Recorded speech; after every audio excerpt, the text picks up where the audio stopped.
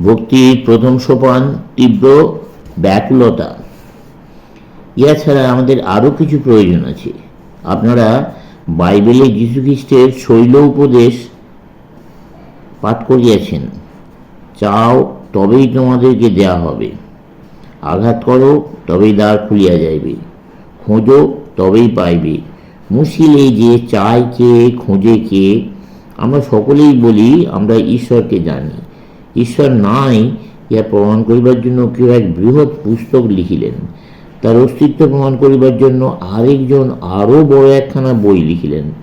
একজন সারা জীবন ধরিয়া ঈশ্বরের অস্তিত্ব প্রতিপন্ন করাই নিজের কর্তব্য মনে করলেন, আর একজন তার অস্তিত্ব খণ্ডন করাই নিজ কর্তব্য মনে করেন ও প্রচার করিয়া বেড়ান ঈশ্বর বলিয়া কেউ নাই। ঈশ্বরের অস্তিত্ব প্রমাণ বা অপ্রমাণ করিবার জন্য গ্রন্থ লিখিবার কি প্রয়োজন? ঈশ্বর থাকুন বা নাই থাকুন, অনেকের পক্ষেই তাতে কি আসে যায়। এই শহরে অধিকাংশ ব্যক্তি প্রাতঃকালে উঠিয়াই প্রাতরাশ সম্পন্ন করে। ঈশ্বর আসিয়া তার পোশাক বা আহারের ব্যাপারে কোনো সাহায্য করেন না। তারপর তাহারা কাজে যায় ও সারাদিন কাজ করিয়া টাকা রোজগার করে। ওই টাকা ব্যাংকে রাখিয়া তারা বাড়ি আসে, তারপর উত্তম ভোজন করিয়া শয়ন করে। এসব কাজই তারা যন্ত্রবৎ করিয়া থাকে। ঈশ্বরের চিন্তা মোটেই করে না, ঈশ্বরের কোনো প্রয়োজনই বোধ করে না। মানুষের চারিটি নিত্য কর্তব্য আছে: আহার, পান, নিদ্রা ও বংশবৃদ্ধি। তারপর একদিন মৃত্যু আসিয়া বলে, সময় হইয়াছে, চলো। তখন মানুষ বলিয়া থাকে, মুহূর্তকাল অপেক্ষা করুন, আমি আরেকটু সময় চাই, আমার ছেলেটি একটু বড় হোক। কিন্তু মৃত্যু বলে, এখনই চলো, তোমাকে বন্দি করিয়া লইয়া যাইতে আসিয়াছি। জগৎ এইরূপেই চলিয়াছে, এইরূপেই সাধারণ মানুষের জীবন কাটিয়া যায়। সেই বেচারাকে আমরা আর কি বলিব? ঈশ্বরকে সর্বোচ্চ তত্ত্ব বলিয়া বুঝিবার কোনো সুযোগই সে পায় নাই। হয়তো পূর্বজন্মে সে একটি সুকচ্ছনা ছিল, মানুষ হইয়া তথাপেক্ষা অনেক ভালো হইয়াছে। কিন্তু সমগ্র জগৎ তো আর ঐরূপ নয়। কতক লোক আছেন যাহাদের কিছুটা চৈতন্য হইয়াছে। হয়তো কিছু দুঃখ কষ্ট আসিল, যাকে আমরা খুব ভালোবাসি, সে মরিয়া গেল।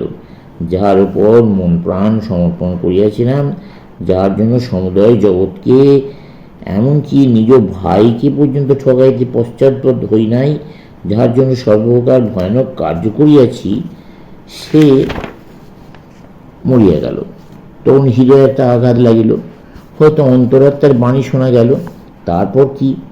যে ছেলের জন্য মানুষ সকলকে প্রতারণা করিল, নিজেও কখনো ভালো করিয়া খাইল না, সে হয়তো মারা গেল। সেই আঘাতে মানুষ জাগিয়া ওঠে।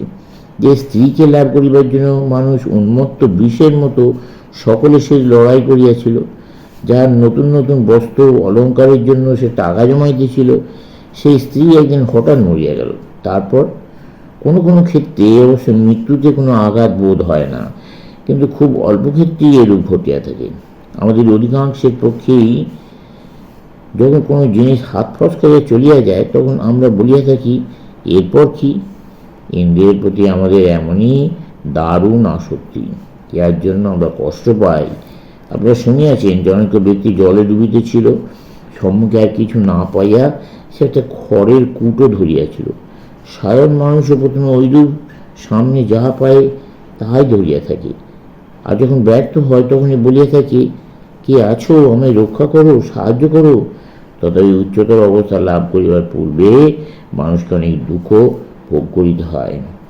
এই ভক্তিযোগ কিন্তু একটা ধর্ম সাধনা, আর ইহা বহুর জন্য নয়, তা হওয়াই অসম্ভব।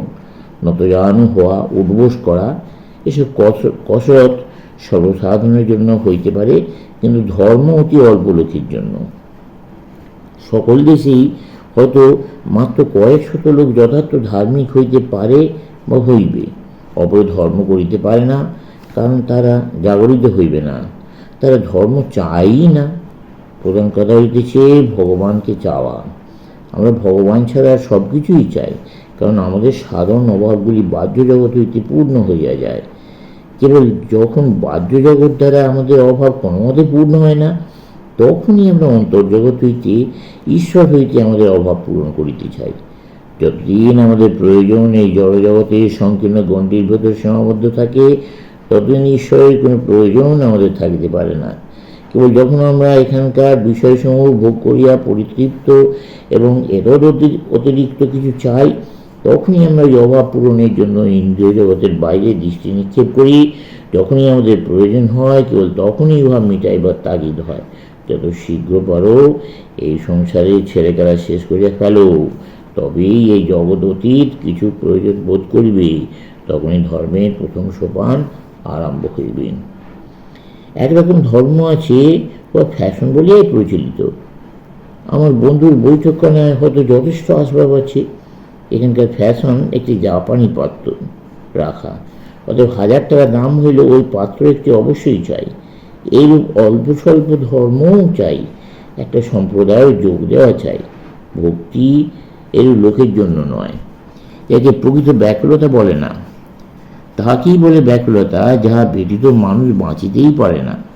বায়ু চাই, খাদ্য চাই, কাপড় চাই, এগুলি ব্যতীত আমরা জীবন ধারণ করিতে পারি না। মানুষ যখন কোনো নারীকে ভালোবাসে, তখন সময় সময় সে এরূপ বোধ করে যে তাহাকে ছাড়িয়া সে বাঁচিতে পারে না। যদিও ইহা তাহার ভ্রম। স্বামী মরিয়া গেলে কিছুক্ষণের জন্য স্ত্রী মনে করে স্বামীকে ছাড়িয়া সে বাঁচিতে পারিবে না, কিন্তু দেখা যায় সে তো ঠিক বাঁচিয়াই থাকে।